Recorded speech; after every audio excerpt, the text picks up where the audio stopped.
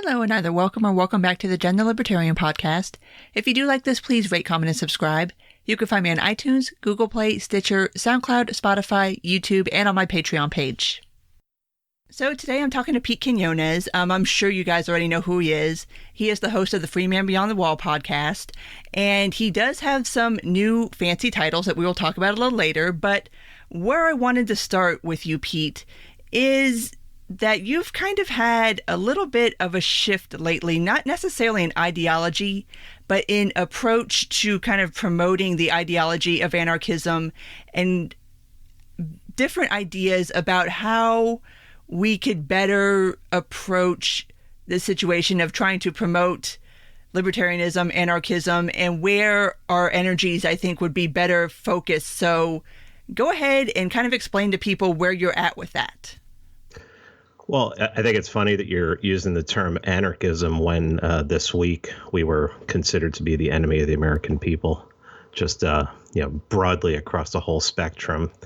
But I've crossed over into agorism, and basically what agorism is it's what anarcho-capitalism is, and pretty much every agorist believes what anarcho-capitalism teaches, except we bring a strategy to the game.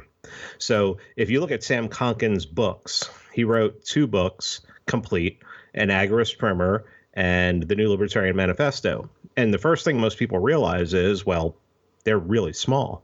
You look at Human Action, 900 pages. You look at Man, Economy, and State, you're talking about, 1,000 pages. And then Konkin brings in these 2 books that are 100 pages or less. And people are like, well, what's going on there? Well, Konkin just defaults into, Mises got it right. Rothbard got it right as far as the whole the whole idea of free market economics. But they didn't have a strategy for carrying it out. So what those 2 books basically do is it brings out a strategy that can be used to implement this. And what it is basically is the gray and the black market. So Konkin's ideas were that the only true free market in the United States is the black or the gray market. And black market is obviously, I think most people know what that is. It'd be you're selling drugs, maybe you're in places that it's illegal. You're sidestepping, you're selling guns in places that are illegal, stuff like that. But the gray market is a lot easier. I think most people have at some point in their life operated in the gray market. And that's like, if people are familiar with the term in the South, the shade tree mechanic. So you don't want to take your car to get fixed at a garage. It's going to charge you $90 or $110 an hour for labor. So the neighborhood knows that there's this guy who's a mechanic during the day, but when he comes home at night, he fixes cars in his driveway. And you might pay him $40 or $50 an hour or something like that, even less, sometimes just a case of beer. Well, the great thing about that is you're paying them cash, or cryptocurrency would be preferable, silver, gold, anything, and you're not paying taxes. So no money's going to the government. So Konkin's whole thing was the more people we can get doing that on a regular basis, we can starve the government of funds. And, somebody who's like a shade tree mechanic, and that's the way they make their living, where they don't even have a real job. They just have cars brought to them all day, but they're still making a living, making their house payment, making this, making that. That person's paying no income tax. And in that case, enough people do that, you're weakening the government. So where you pick up a text for anarcho-capitalism like Anatomy of the State, or pretty much any text by Rothbard, Hoppe, Walter Block, they're talking about theory. Konkin came along and said, how do we implement this? And his 2 books, Agorist primer and New Libertarian Manifesto, lay that out. So that is what I've started to promote. Now, there was an event that I think that anyone who knows me knows that I've been an agorist for a long time. I would say at least 12 years, and 10, maybe 12 probably. But I've always kept it close to my vest and really not talked a lot about what I do. And I still don't talk about specifics, but I am going to start promoting something that, I believe helps me to have more freedom than the average person, more liberty than the average person. And if people were more willing to adopt that, I think that they could have more liberty as well. So, I mean, there's a lot that goes into agorism, but an overview that I can just give, quick summary, is the basics of anarcho-capitalism, but how to implement it in real life. And I think now's a good time and an interesting time to talk about it too, because a lot of places, even though we are kind of in this different situation of now we're talking about the George Floyd situation and we have the protests and we have the riots, we do still have a lot of states that are under COVID restrictions and COVID lockdowns. And so you're starting to have people out of basic necessity for needing to have things done, trying to find ways to circumvent these lockdowns and to circumvent kind of the state restrictions on certain things, like, say, getting a haircut or getting a manicure, or you want to go to the farmer's market, or whatever it is that you want to do that's technically illegal right now, but you still either need to or want to have it done. People are finding ways to kind of get around that. And that's kind of part of agorism too, is finding that way to get what you need and avoid the state as much as humanly possible in the process. And it's just now people are kind of having to do it versus just it being a choice to do it. Well, I'll give you a quick example. I would say probably a month and a half ago, there were warnings coming out that there was going to be food shortages, and not only food shortages, but meat shortages. And 85 to 90% of my diet is animal flesh, is protein. And I got contacted by somebody who has a farm in southern Alabama, and he listens to the podcast. He's a fan, and he said, if you have shortages or anything, I have steer down here. All you got to do is make the drive. We'll load you up, and you can head back. And that even if he were to give me that, and I weren't to give him any cryptocurrency or fiat dollars for it, or silver or gold, I mean, that's still agorism, because you're operating outside the system. And other stuff is, I mean, there are videos on YouTube that can show you how in trash cans, the plastic trash cans, but metal cans would be better, like the oil drums, 55-gallon oil drums.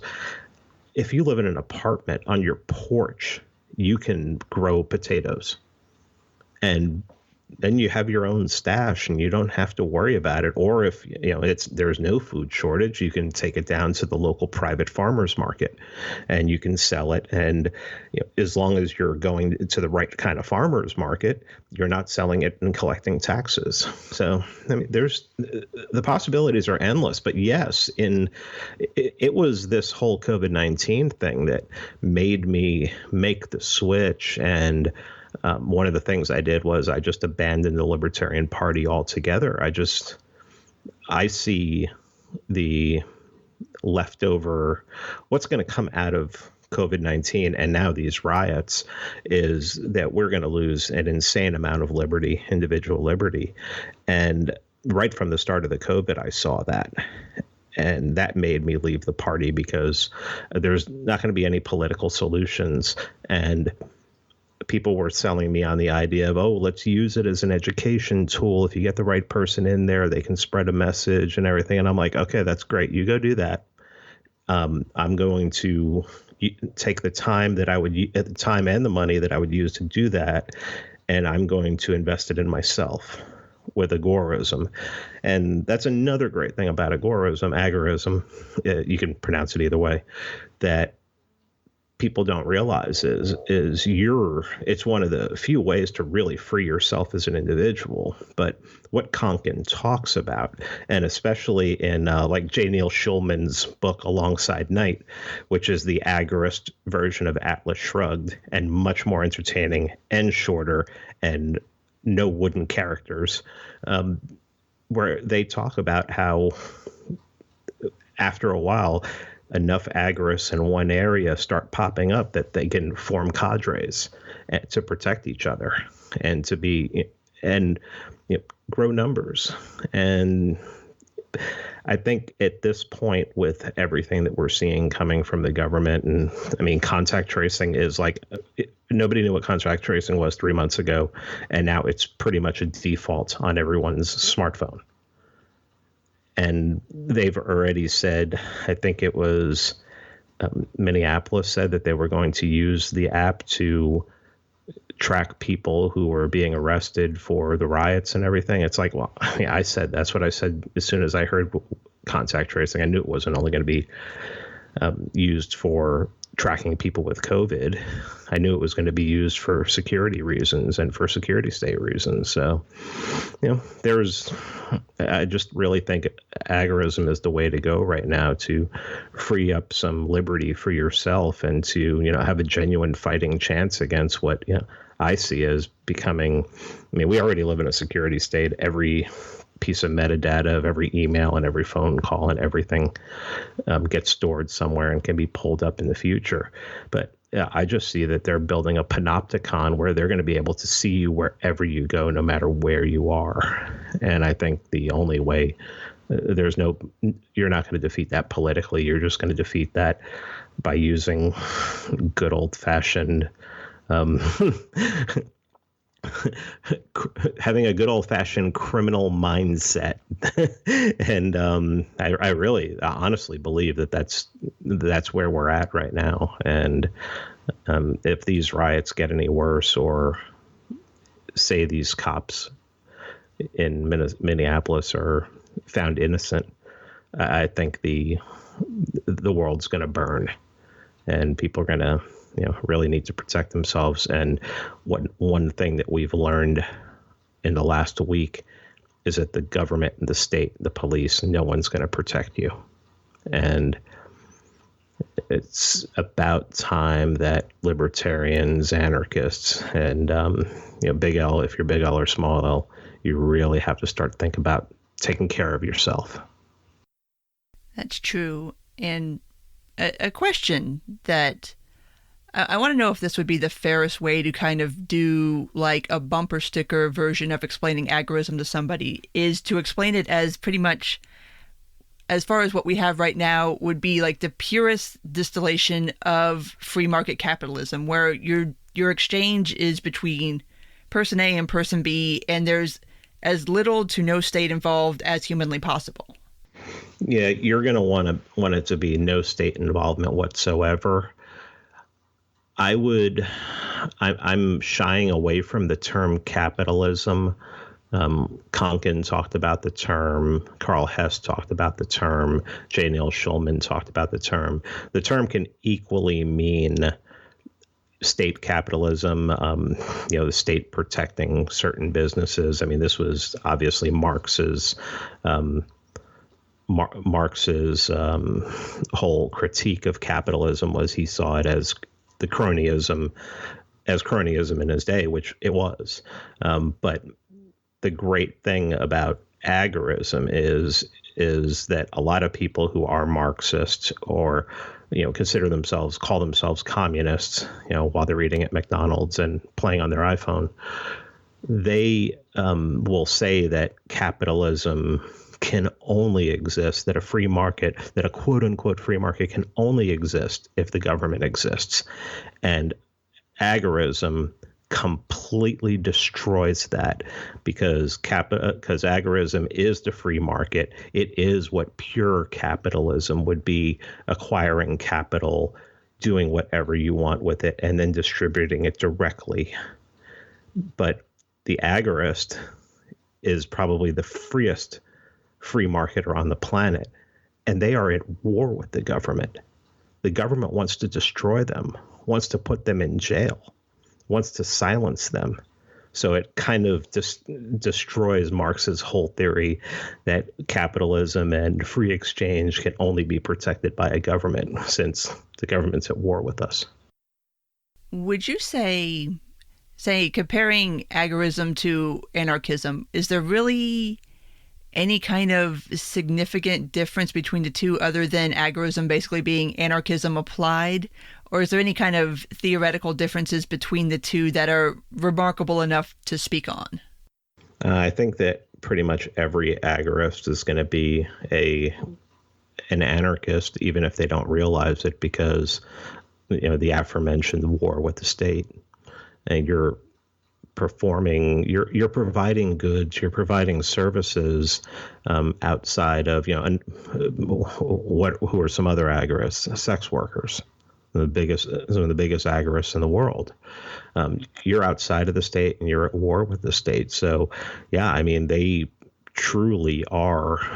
It's the purest form of anarchism, but taking into account that only the free market works, because as soon as anyone who tries to call themselves an anarchist, who is a socialist or is a communist, they can't be an anarchist because they central plan. And if they say, oh, well, everything's going to be voluntary, well, then they're not a socialist or a communist anymore. Because if it's all voluntary, then that's pure free market, that's pure agorism or pure anarchy. So, I mean, most agorists that I know, that I come in contact with, that I learned from, that I talk to, and that I respect, they're all pure anarchists. Yeah, and especially if you're applying agorism to anarchy, then you definitely can't have like an ANCOM, because agorism requires there to not be central planning. It's the whole point. You can't have central planning. It has to be between person A and person B, and nobody else can really step in and kind of interfere in that transaction. Well, what Konkin said was, he said that agorists are also the purest entrepreneurs, because they see a need, they fill it, and even if they have somebody working for them, that person is more of like, say you have somebody who imports weed from somewhere else, and into a state like Georgia, say, where it's not legal. So they import it in from California, and then they break it down into saleable parts and weights. Well, they need distribution. Well, that distribution isn't an employee that's getting paid by the hour. That's somebody who they're making a deal with them. Hey, you do this, you keep this cut and everything. So even the person who might be bringing it in, who may be making more money than the person who's distributing it, still that person who's distributing it has a control of their income as well, and has a control. They can leave and go as they want. So really, when you get down to it, in agorism, in agorism, pretty much everyone's an entrepreneur. And you read enough Mises and you'll find out that the entrepreneur is what guides civilization. If it wasn't for the entrepreneur, I mean, we'd still be in horse and buggy, things like that. We'd still, there would be no telephone. And these are people who just decided, I'm filling a need, or I'm seeing something that I think is going to be revolutionary, and they basically put themselves out there and do it. So yeah, I mean, that's another great thing about agorism, is that you can really just do your own thing, and you're really your own boss. You may be relying on other people for supply or something like that, but you are your own boss. Before we leave out of this topic and move on to the next one, I kind of want to cycle back to a point that you made when we first started talking, and that's about how the rioters that we have right now are being described as anarchists, and they're not. I mean, by anarchist principles, they're not.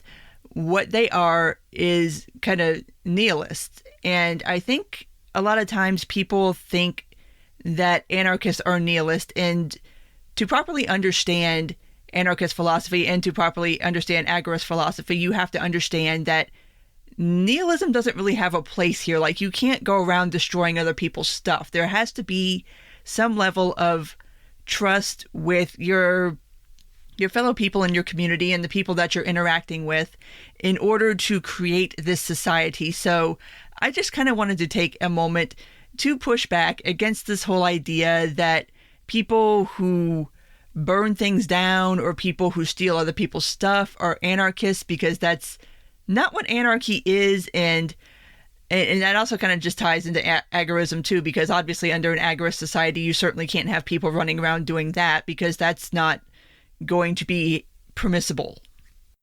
Now, what did Negan say in Walking Dead? I will shut that shit down. And agorists will shut that shit down quickly.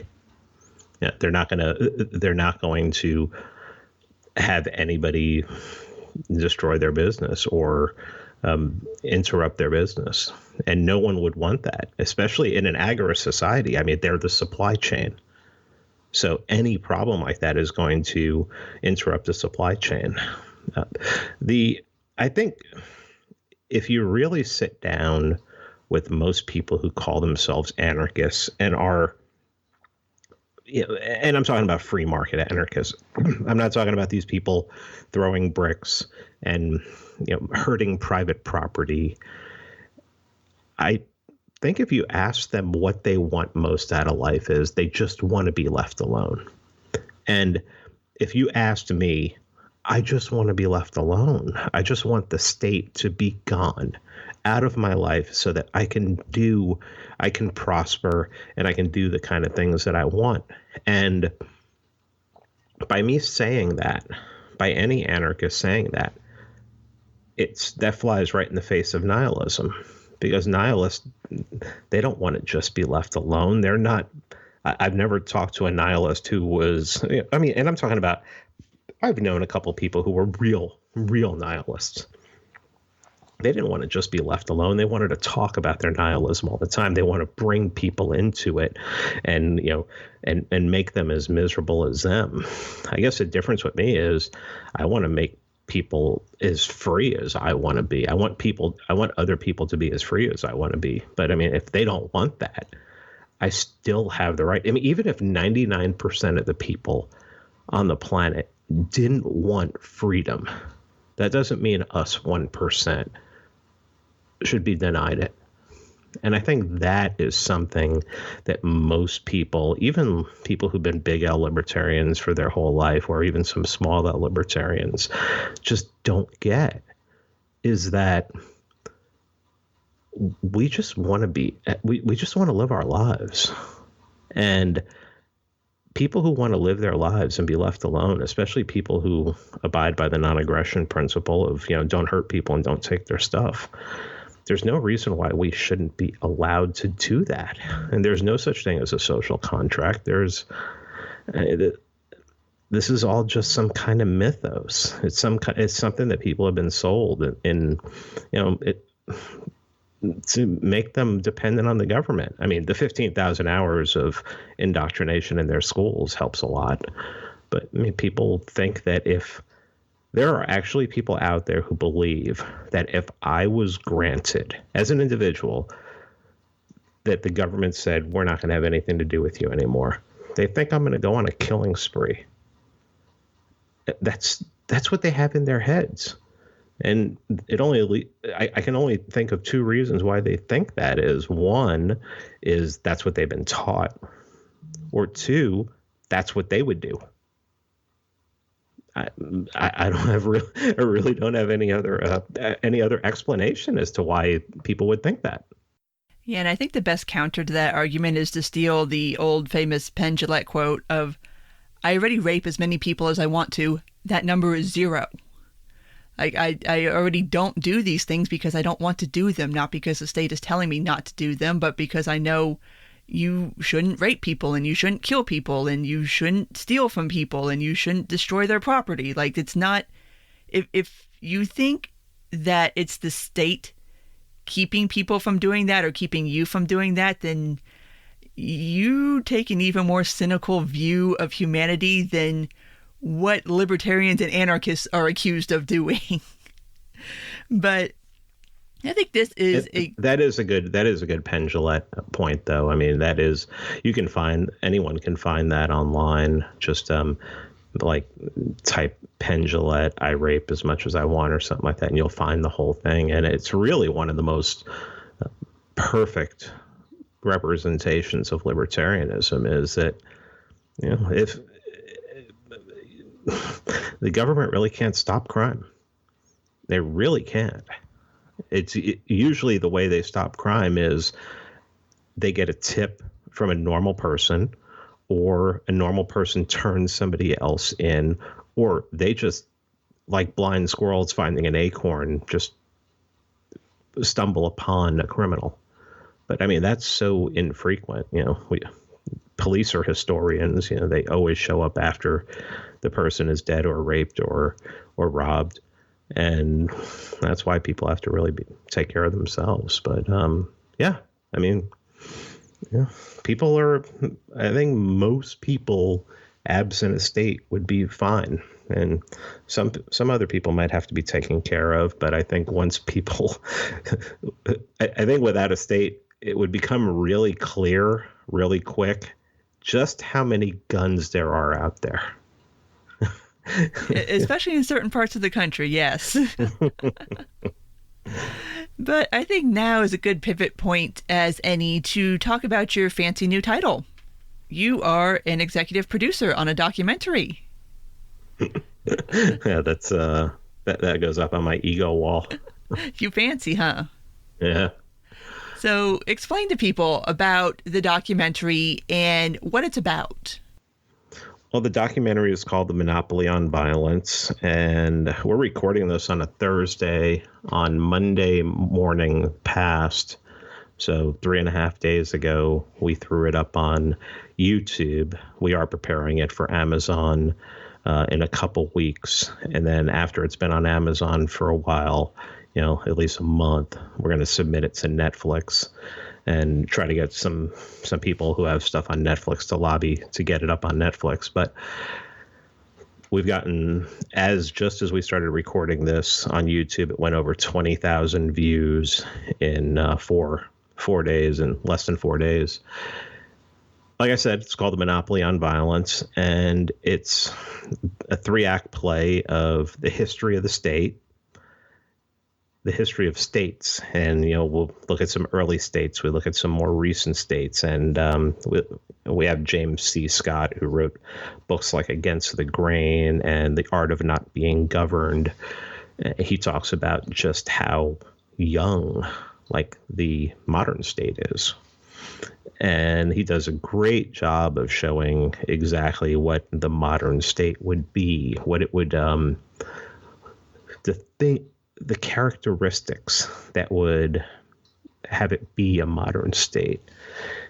And then we talk about what it does, taxation, war.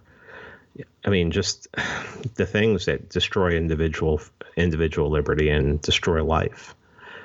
And the second part, too, is against the state, where we talk, we just make the arguments for why the state is too dangerous to exist, to borrow a phrase from a Robert Higgs speech that he gave one year. And then the third part is how we could live so much better with how statelessness would work. And we do that by going over some theory, but we also give examples of how people live outside of the state now, and not outside of the state, but how they do things outside of the state, and talk about like a part of Southeast Asia that James C. Scott calls Zomia, which is the highlands, where there's no state, there's no government there. And what James found out was that what historians thought were that the people who lived in the lower, like the flood plains, where you can grow stuff and you have a better, you can defend yourself a little easier. I don't know how much being up on a mountain is a lot easier, but this is what their whole idea. And the whole thing was that, just to give you an example of something that we have in there, was that these people came from the highlands and they went down into the plains, and that's how they started civilization. Well, what Professor Scott was able to show is that no, all of these people were down in the plains, and the ones that went up into the mountains were the ones that wanted to be free of states. So he talks about that. It's one of the things he talks about. Then we talk about mutual aid societies. We talk about Black Guns Matter and groups like Voluntarism in Action, Food Not Bombs, and it's just, I think it's we put together a piece that totally destroys the argument the state's there to protect you. We pretty much show that the state is there to protect itself. And if you get in the way, you get destroyed. And we show how it could be how the world could be better, how certain people who want to live outside of a monopoly on violence and force could do it and could be more successful and even more advanced technologically and societally than, is that even a word, societally? Having even a more advanced society outside of the state, and how the state really retards that. So we're really proud of it, and a little over 20,000 views at this point. I think I've read 2 negative things about it. 2 reviews or 2 comments where people were being negative about it. And one was that, it's just way too intellectual for a regular audience. And then, 20 other people would say, I sent it to my idiot brother and he thought it was like one of the best things he'd ever seen. So there's a little contradiction there. And I know it's something that had been in the works for a couple of years now, and just sadly, the timing of this is very fortuitous with everything that's going on in this country. I wish we weren't here, but in a way, I'm glad we are, because there are conversations that are starting to be had now because of the George Floyd situation and of his killing. People are starting to question police tactics, and now you're starting to have people even learning what qualified immunity is, and now finding out like, oh, this is why cops act the way they do, because they can legally, and now we need to do something about that. And you're starting to see, or at least I see on social media, people starting to have the conversation around the phrase abolish all cops, and people trying to parse like, well, what does that mean? And like for some people it means kind of defunding cops and kind of drawing them back, but then there are also people that say, when they say abolish all cops, like, no, we mean abolish all cops, like these guys have to go. And so I think that having this out there now that talks about how the state does have this monopoly on violence and how they do control your life, I think is, like I said, sadly fortuitous, but at least it's something that I think can add to our current national conversation right now. Yeah, I saw a headline today that Minneapolis, their town hall, their monopolists on force got together and were talking about abolishing the Minneapolis police force. And of course, I mean, as much of an optimist as I can be sometimes, I don't think that's going to happen. But, it'd be having this documentary. It's like, hey, go to time code number yada, yada, yada, and listen to Bob Murphy talk about that. Listen to Dr. Robert P. Murphy talk about how you can abolish the police force and that you can have private policing where a neighborhood would get together and they'd pay for policing. Of course, there'd be some free riders, but I mean, there's free riders now. So, I mean, that's not really an argument. Or you could have volunteers and people who, I mean, there's already, most people don't even realize this, but there's more private security guards in the United States right now than there are paid police. So, I think Michael Malice likes to use this this little question where he said, where do you feel more comfortable walking? In a dark alley in the downtown of a big city at night, or walking through the mall? And I think most people would say they feel more comfortable and safer walking through the mall. Well, in most cases, that mall is not being patrolled by the city, county, or state police, but private security, whereas that alley down there is being, quote unquote, protected by, the monopoly. And the monopoly is not going to be there to, they don't have enough people to be like, oh, you get on that alley, I'll go down this alley, and we'll just, make sure people don't get hurt. No, I mean, it's just not, it's not an efficient system. And then, you could always bring up stuff like Lozito versus New York City or Castle Rock versus Gonzalez, where court after court after court after court has said the police have no, quote unquote, special duty to protect you, which means if the police know you're being raped in your house and they stay outside and wait until it's all over, you can't sue them. We saw that in Parkland most famously. I think most people saw that, where not the school resource officer, but 4 cops who had stayed in their car and not gone in, they were all fired. And one was recently hired back with full pension, with full back pay, up to the tune of $190,000.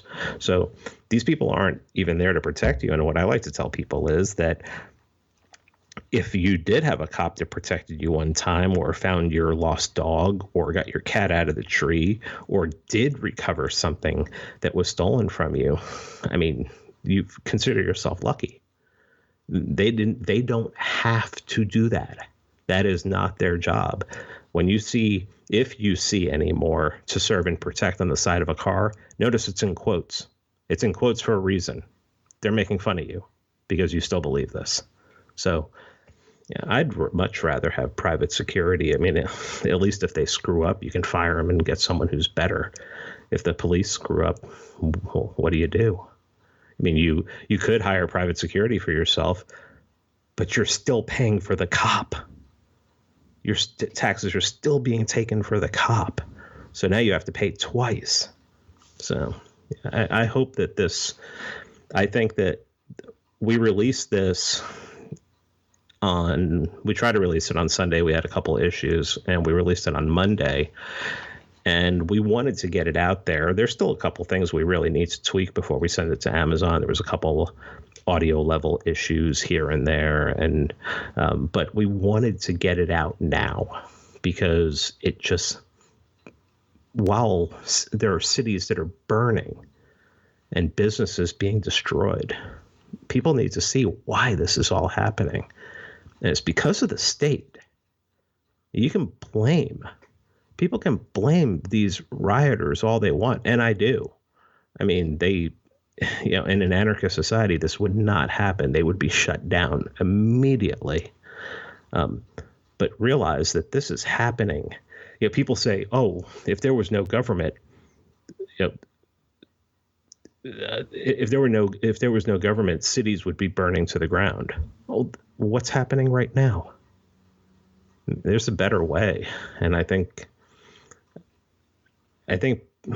people should step aside and let some of us who know how to do this and have done the study on it, let us give it a shot. And I think that people will see that what we have to offer is a lot better than these people who are out there just watching businesses being burnt down to the ground. I think it's a conversation that's going to start happening more and more if these protests keep going on. And it's not just, I want to focus on the protest aspect of it, because it's not just everyone wants to focus on the rioters and the looters. Like, no, the people that are committing the most violence in these situations are the police. Like, I wake up every morning and I look at my Twitter timeline and it's just full of videos of cops from New York City and DC and Boston and LA and Dallas and Houston of cops instigating violence against peaceful protesters, but then you have these videos where there is actually rioting and looting happen, and there's not a cop to be found. So now it's like, okay, you think the cops are here to protect you or protect your property. Clearly not, because they're not doing that. They're over here harassing people, and in some cases just straight up attacking people. I've seen cops beat people in the streets. They pepper sprayed people. They've rammed people with police cruisers. Like, it's insane, the things that cops are doing right now. And it's just like, now I think people are ready to have the discussion about state violence and about how the institutions that you think are here to protect you really aren't here to protect you at all. Well, I think it really just goes to show that people have this idea that people who become police officers are like better than us. They're like these super people. But no, I mean, they have adopted the tactics of the rioters. Now, I don't want to get into like a whole psychological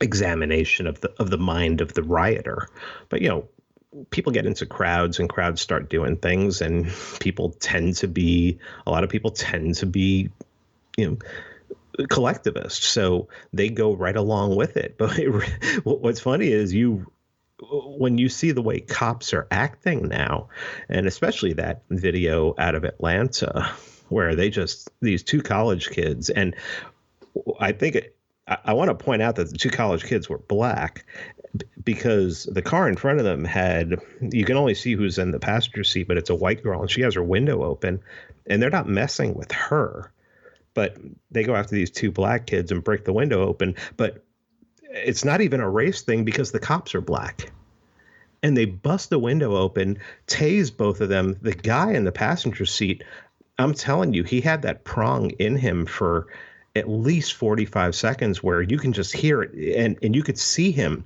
just convulsing in the seat. And the cops are just taking it's like they're taking so much joy in this. And it really goes to show that police are not equipped to do the job that they've been given. I give the police a lot of crap, and I take a lot of crap for giving the police a lot of crap. But when it comes down to it, I will say that what they are asked to do for their job, I don't think that human beings can do that job without going over the edge or burning out, or really having it causing them such psychological problems that they either become monsters or they eat their gun. And I think that anybody who wants to go start looking at some of the videos of the way they're acting, I mean, and keep in mind that term, to serve and protect. I mean, they're serving themselves and they're protecting themselves. That's all I've seen out of this. I mean, you can pick here and there. You might see the police saving somebody or helping a business owner or something like that. But I don't see that that's the dominant narrative. Yeah, the dominant agenda. Yeah. And they, honestly, in this, I think you're right. The police are no better than the rioters. I just think they all need to be put down, metaphorically. I mean, these people are insane, and just wow. I mean, but the worst thing that's going to come out of this is the narrative. You have like different narratives coming out. You have the left is wanting to play politics with this, and they have a right to be out there, but 3 weeks ago nobody had a right to go protest at the state capitol shutdowns because of COVID-19. I guess we're done with COVID-19 worries. And then the right, instead, and this is and here's a huge weakness in the right, is that through all of this, I've remembered why all this started. I remember that a cop killed a man on film, while being videoed, and did it nonchalantly, and did it with, the whole myth of the bad cop, the bad apple, and people forget what that. A few bad apples spoils the whole bunch. Yeah, people don't finish that out when they say, "Oh, there's always going to be a few bad apples." Yeah, finish it, say the whole thing, and think about what you're saying. But there were three other cops there, and they didn't do anything to stop it. And the what looks like Asian cop basically stood guard if anybody wanted to do anything. And I talked about this with Jeff Deist, and we agreed that if a libertarian was there and they had a gun, they not only legally but morally had a right to stop it, to put an end to it, to stop him from doing that. No matter, you're going to have to take consequences. Consequences will inevitably fall upon you. But to save a man's life, I just don't know what to say about this whole thing other than everybody has lost their mind. And let me get back to the right. What I was saying about the right is, even when this whole thing started and everybody saw this video, even people on the right, even people who would defend the cops to the death were like, man, that's not right. But as soon as these people started rioting, you gave these weak-minded people on the right an excuse to forget about George Floyd and to now just concentrate on the rioters. Where I'm one of those people who can be like, the rioters are wrong, the cops were wrong, the end. And that's the way a libertarian should look at it, is don't hurt people, don't take their stuff. Well, the cops don't hurt people, but the rioters don't take their stuff and don't hurt people. That's you can't take sides on this one. And I heard Dave Smith make this point, and he said it's almost gotten to the point where going out there and being a peaceful protester is useless. First of all, you're not going to get heard. You're not going to get covered. And second of all, you're going to get associated with these people. This is just a situation where no one can win. It's really, if I were still a religious person, I would say we're coming right about to the end.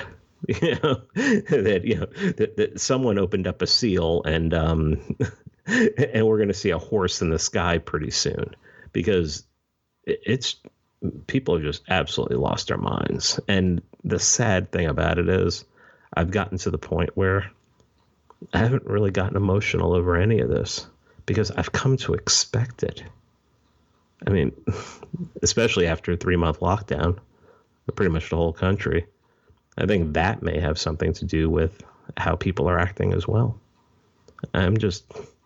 The government has, when this whole COVID-19 thing started, there were all these people on social media who were saying, this proves the death of libertarianism. This proves the death of libertarianism.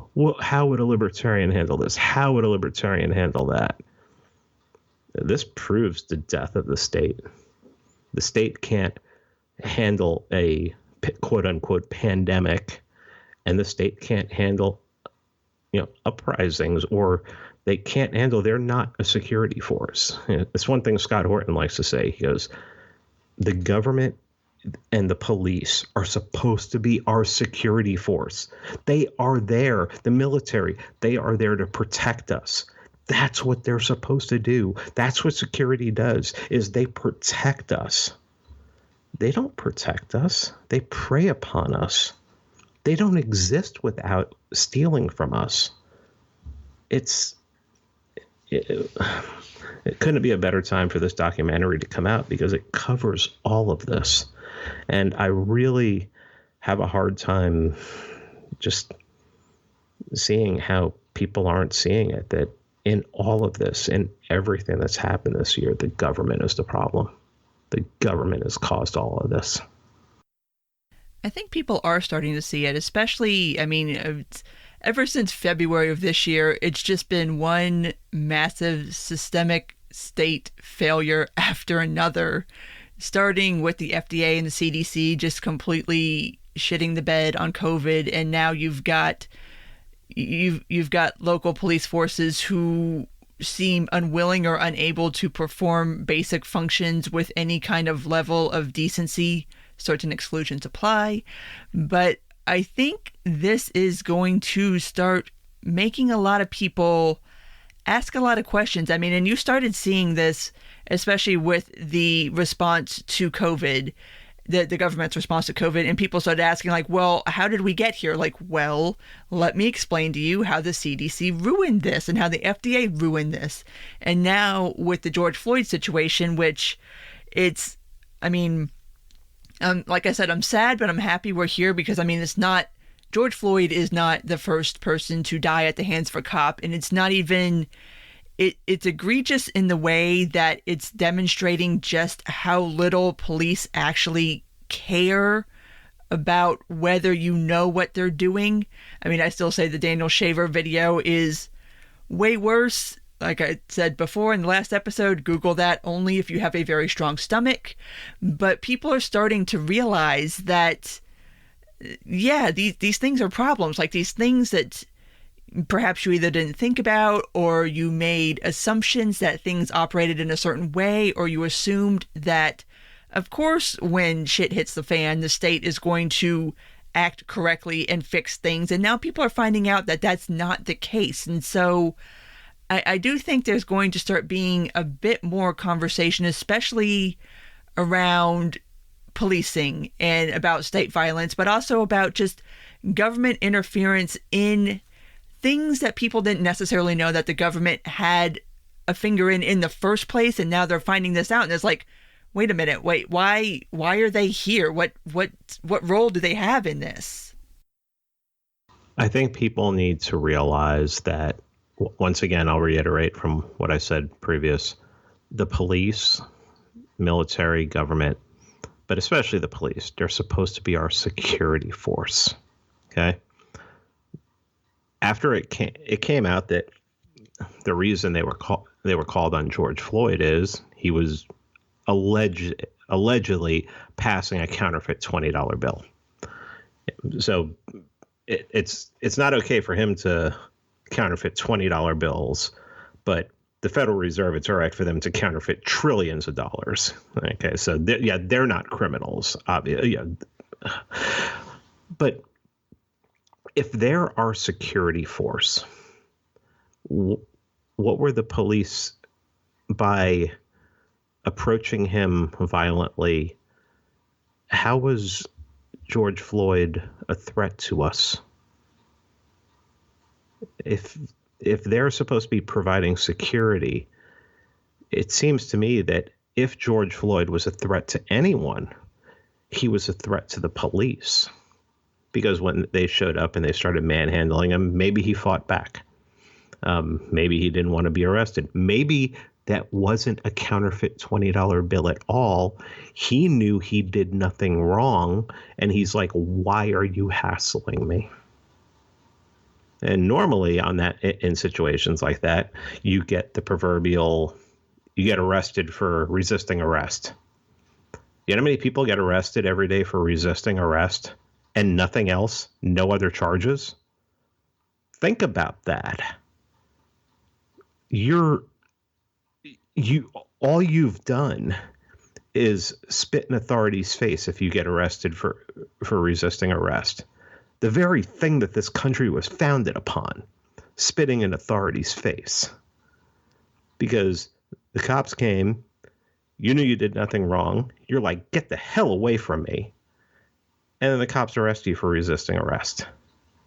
There are people in jail right now for resisting arrest. They didn't do anything else. That's not security. They're not a security force. They are there to protect the state. And there's no better example of the fact that police only exist to protect the state than the George Floyd problem, the George Floyd murder. Because who does passing a $20 counterfeit $20 bill, if it was a counterfeit $20 bill, hurt? Well, the store owner for $20. Okay, yes. But in a libertarian society, some kind of restitution would be made or something like that. But the reason counterfeiting is illegal is not because it hurts the store owner. It's because it hurts the state. Because the state has this monopoly on the creation of currency and the inflation of currency, and they need to control it. They're not our security force. And the sooner people realize that, the quicker we can get into some serious policing like Dale Brown of Detroit Threat Management does, where he's actually paid privately to patrol neighborhoods. And he's been in business for over 20 years now. He's become multimillionaire by doing it. And he doesn't hurt anybody because he knows that he can be sued. He can be brought into court. That's the beauty of private security. It's because somebody's accountable. I don't even think these 4 cops are going to go to jail. They may get their jobs back with back pay. That's just how everything that I've seen, the history of all of this, court cases like Connor versus Graham and all these, we've lost our minds. We've lost our minds that we allow this to happen. And that people will actually just defend the cops and will defend the state every time. I just don't know I don't know what else to do other than talk about it on podcasts, talk about it on social media, and put out a documentary that, people, Netflix has made it popular. People seem to like documentaries nowadays. And hopefully people will see this one and it'll change their mind about some things. And maybe they'll start demanding change, because until they demand change, or as agorists do, to bring it back to agorism, just ignore the state and do what you want anyway, things aren't going to change. And we're just going to be, we're headed down a road to, totalitarianism. And it's very easy for them to do that right now, considering they can pretty much surveil wherever they want, and they can see you wherever you go. And everybody has a tracking device in their pocket or their purse. So we make it easy for them. Well, on that positive, uplifting note, I'm going to go ahead and wrap this up. So tell people where to find you and where to find the documentary. Okay, Free Man Beyond the Wall podcast. That's my baby. That's what started all of this. I'm also the managing editor at the libertarianinstitute.org with everything happening with the documentary. I haven't been doing a lot of writing lately, but you see my back articles there. My podcast is on there as well. And then the documentary, The Monopoly on Violence, right now it's on YouTube. Go there, and our channel is called Stateless Productions.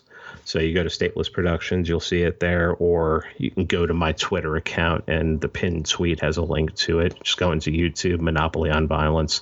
It'll come up, and watch for it to be coming out on Amazon very soon. And then cross fingers, we're going to do everything to get it on Netflix after it's been on Amazon for a while.